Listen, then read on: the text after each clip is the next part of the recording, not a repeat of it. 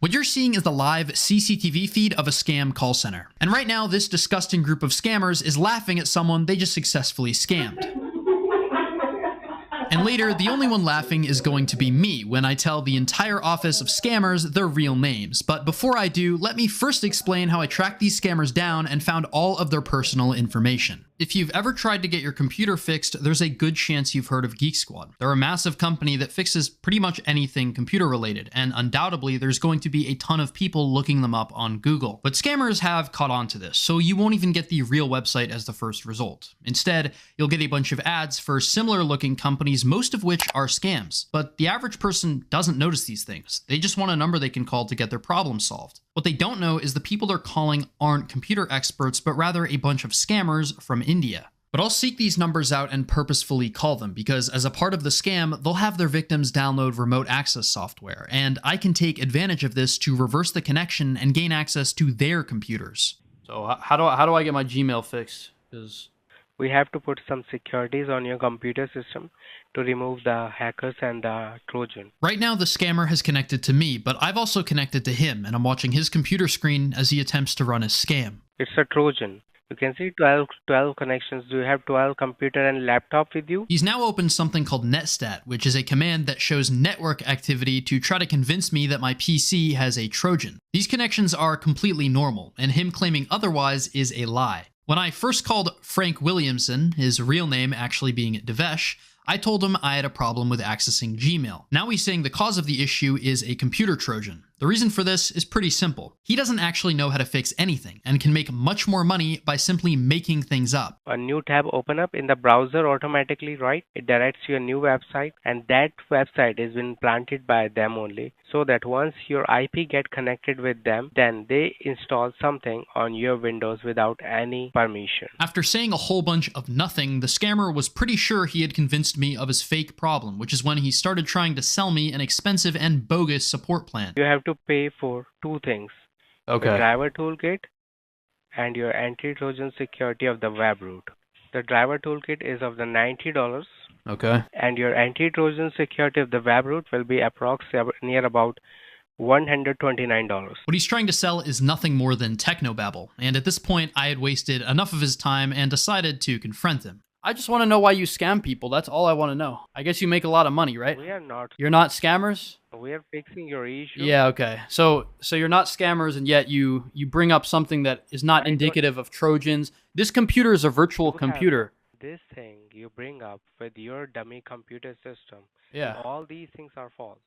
So you are a scammer, not Oh, me. so I'm a scammer. Okay, so we are fixing the people. Okay, yeah. While he was accusing me of being a scammer, I was quietly scanning his PC's network when I discovered that unusually this group had installed CCTV. The reason I say this is unusual is because the majority of call centers that I've come across with video surveillance tend to be fairly large, with at least 30 to 40 employees, like in this one or in this one. That's why I was quite surprised to find that this office only had 6 to 7 people at any given time in a relatively small room. Either way, these cameras gave me insight into the day-to-day lives of these scammers, and many times I spotted them eating and socializing just like in any normal job.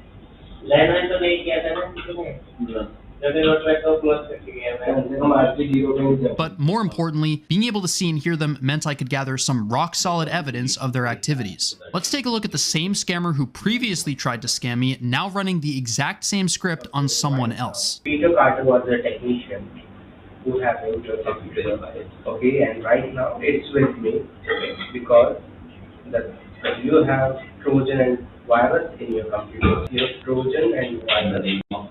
Due to this, your camera driver has been caught. Since I was actively listening to the call, I decided to intervene before they lost any of their money. Hello? Yeah, hi, is this Robert? Yes. I'm calling you because I believe that you were contacting people from a technical support company. Yes. Yeah, I want to let you know that those people are scammers. Jesus Christ almighty. Yes. What they do is, I don't know exactly how you got your number. I assume you looked up tech support on Google. Is that how you got the number initially that you called? From Geek Squad. Right, so you looked up Geek Squad on Google? Because those guys are not Geek Squad. Thankfully, I was able to successfully warn him, but there were many more people who had previously been scammed before I had a chance to intervene. This was evident from the many pictures I downloaded from the scammers' computers showing payments made via credit card and check for some pretty hefty amounts. Anywhere from $55 to $1,200 or even $1,500 had been paid for nothing. One picture I found that really highlights how disgusting these scammers really are is this one, where they force an elderly looking man to hold up a check, just more proof these scammers don't have even an ounce of remorse. Regardless of age, they don't care. That's why I wanted to identify not just the heartless scammers in India, but also the people facilitating the laundering of money. Because processing checks internationally is far more difficult and could arouse suspicion, the scammers will instead have their victims make them payable to shell companies in the United States. There were many such companies involved in this scheme, and I've blurred their names because I've reported all of them to US federal authorities where they're actively being investigated. I can't show you their names, but what I can show you is a phone call with the owners of one of these companies. Rather than keeping my own team, I outsource the team.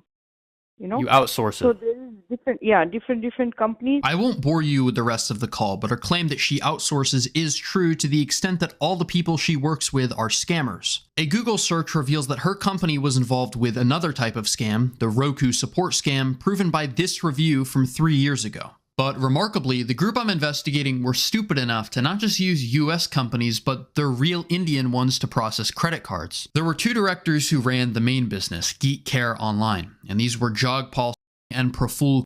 But it would be Praful who, according to his own LinkedIn page, was the boss and founder of this company, and could often be spotted at his desk on the CCTV. Praful ran 2 other companies, Hootzilla Trip Private Limited, which would also be used to take credit cards, and strangely, HVP Pharmaceuticals. You'd have good reason to wonder why the boss of a scam call center would also run a pharmaceutical company, which leads us to someone named Sarika. She is also a director of this pharmaceutical business, and according to her LinkedIn profile, actually worked in the pharmaceutical industry in the past, which is why it was quite a surprise to see her in the same office where the scamming was taking place. As it turns out, it would be a file on her computer that would answer all of my questions. This file was of her Indian identity card, also known as an Aadhaar card, and it clearly showed that she wasn't just Praful's associate, but his wife. She actually had a much bigger role in managing the call center's operations, and it would be the access I had to her computer that would clear up quite a few things I didn't previously know. Firstly, when any of the agents would successfully scam someone, they would fill out a Google form with information about the victim's name,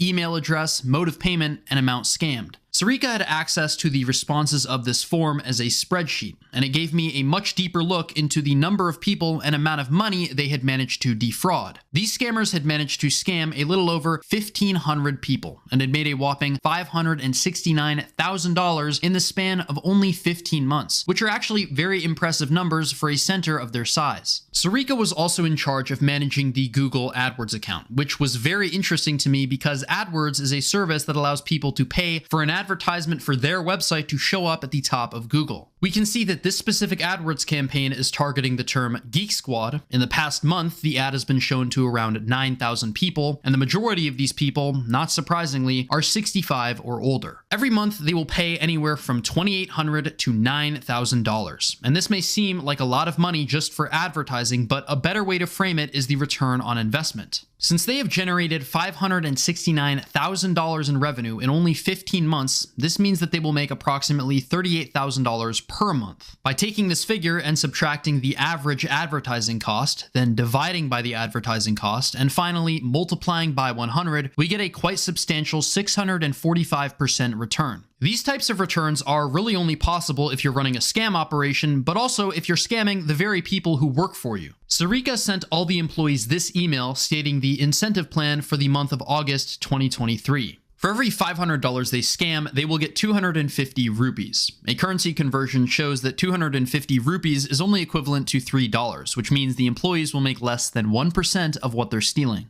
And this is fairly typical behavior. The bosses will take 99% of whatever the workers make, leaving them with pretty much nothing. And all of this gave me a pretty good look into the scammer's finances, but there was still a question lingering in the back of my mind. Where were the scammers actually located? This may seem easy to answer, but it turned out to be quite a bit more complicated than I initially expected. The first thing I did was look at the addresses the Indian-based companies were registered to, but immediately there were inconsistencies. The IP address of the scammers indicated Noida, while the business address indicated Faridabad. Noida and Faridabad are relatively close to each other and are both located in what is called the Delhi New Capital Region, but are distinctly different cities. And even if we ignore this, a quick survey of Google Street View shows that none of the buildings in Surya-Nagar are any taller than 2 or 3 stories high. This is in stark contrast to the scammer's office, which appears to be reasonably elevated based on a window that is occasionally made visible. This was pretty much a dead end, so I decided to take a look at their computers, but this didn't prove very helpful either. None of the files on any of the PCs had any mention of what building they might be in, and even worse, none of the computers had wireless cards. Normally, getting the location would be as simple as getting the names and signal strengths of the surrounding Wi-Fi networks and using public databases to triangulate their position. But because there was no Wi-Fi capability, this was rendered impossible. And at this point, I was completely out of ideas and frankly ready to give up, when by complete accident, I got exactly what I needed. In addition to the inside cameras, the office also had an outside view of the hallway leading up to the door of their room. And it was when I was looking through old recordings of this camera angle that I stumbled across this footage of a cleaner opening the door to an adjacent office. Now, I had never seen this door open, and though it appeared that there was something written on it, the camera was too sharply angled to provide anything intelligible of value. However, once the door was opened, it provided me with this still frame of inverted text. By flipping this image horizontally, it shows us the name and logo of a business, Story Design. This is a fully legitimate product design agency, and because they only operate in the Indian daytime, likely had no idea they were next to an office full of scammers. But it was the address of this business that I really cared about. And this address pointed me to a shared office space called the KLJ Noida 1. This is a set of 3 buildings, Tower A, B, and C, and it would be in Tower C that the address would indicate the scammers would be situated. But I wanted to confirm this, and it again would be the outside window that would help me to do so. In front of the window was a tall building, and to the right of it, a much shorter and smaller one. We can see this exact same structure to the right, or in the case of the scammer's orientation, the front of Tower C, as indicated by satellite imagery. So we know exactly what building the scammers are in, but what about their room? Story Design's address also had the room number, 921, meaning that through an educated guess, the scammers would either be in room 920 or 922. But I wouldn't even have to guess, because the owners of the KLJ Noida 1 very kindly provided floor plans on their website. And with this floor plan, it became very obvious that the scammers were in room 922. As clearly shown on the floor plan, Story Design was in room 921, at the end of this corridor, while the scammers were relative to the camera on the left-hand side in room 922. And if all this evidence still wasn't enough, a friend of mine, Neep Scambaits, was actually in India at around the same time as my investigation, and he very bravely went to their physical location and took this first-person video. It's the entrance of the tower. So the call center is over there, and then to the left, basically in this room, then there's like one more room. Then we have like elevators which are going to different floors. And this is 922. Let's say like one laptop is there.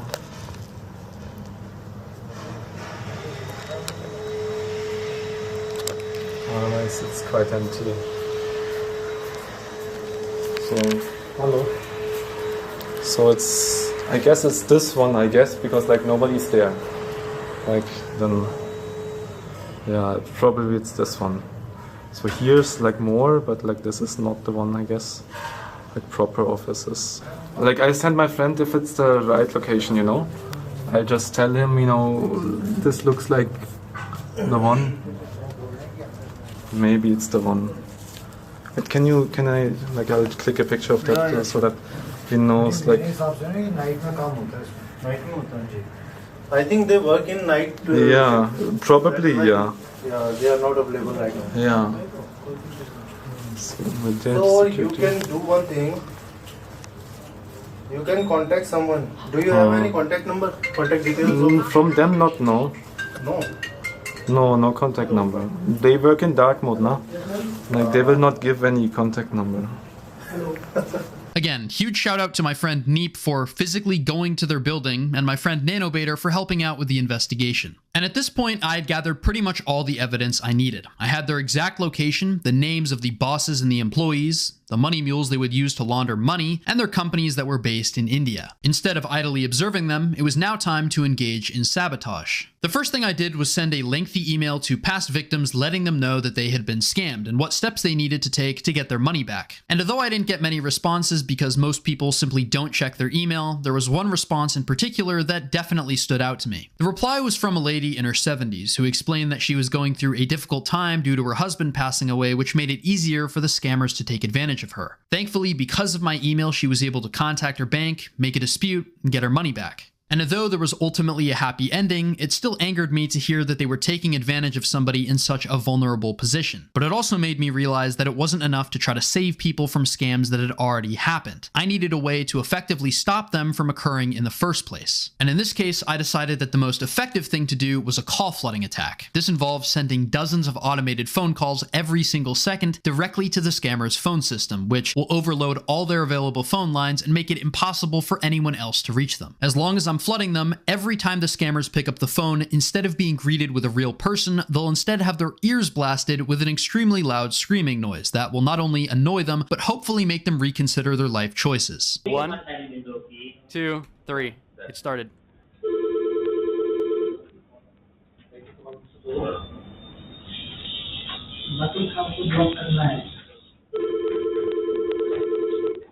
Okay, just wait. I am providing the phone. Just wait.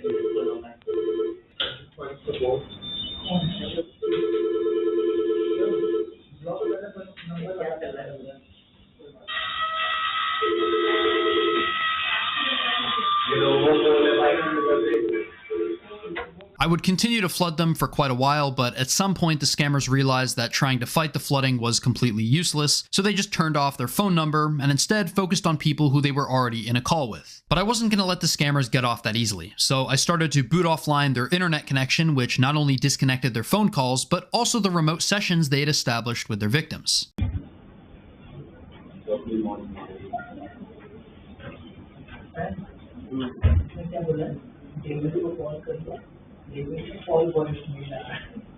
But after the continuous call flooding and booting of their internet, I think the scammers finally realized that something wasn't right, because they started pointing at the CCTV with the realization that they were probably hacked. And the next day, unsurprisingly, they disconnected all of their cameras and never reconnected them. But the scammers forgot about one critical thing: their computers. And since I had pretty much done everything I could do, I decided it was finally time to confront these scammers by telling them their real names and all their information.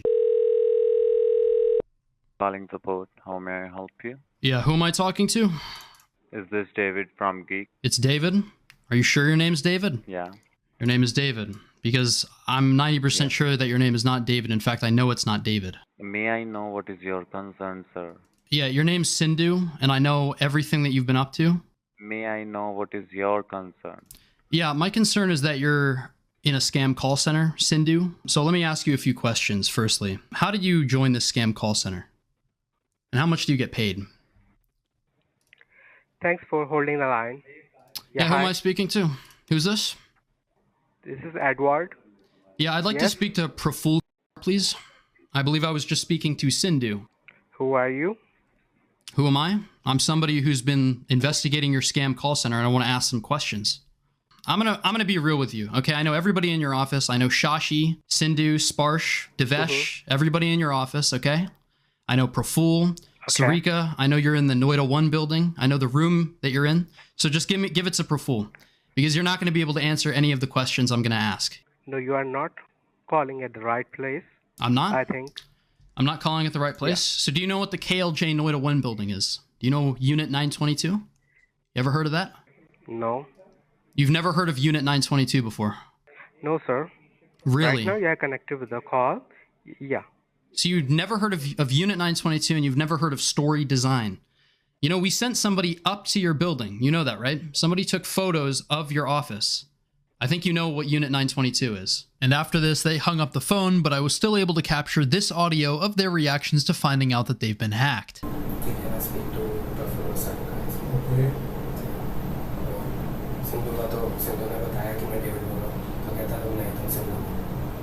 Sir वही आया है बाकी आपका नाम जानता है बोला सीधा 922 नंबर से आप लोग यूनिटी 1 से बात कराओ मेरे को फोन से बात कीजिए बोला I don't know who you are I don't know whom you are talking about but if you need to talk to us you can come and meet us directly हाँ लास्ट टाइम मैं ये बताने वाला था कि बाहर से किसी से मेरे को पता लगा था कि कोई यहाँ पे आके फोटो खींचे गया था तो मुझे यही कस्टमर लग रहा है It seems like this group of scammers were pretty shaken by what I said. If you enjoy the investigations, consider liking and subscribing and watching another video where I destroy more scammers. Thanks for watching and have a good day.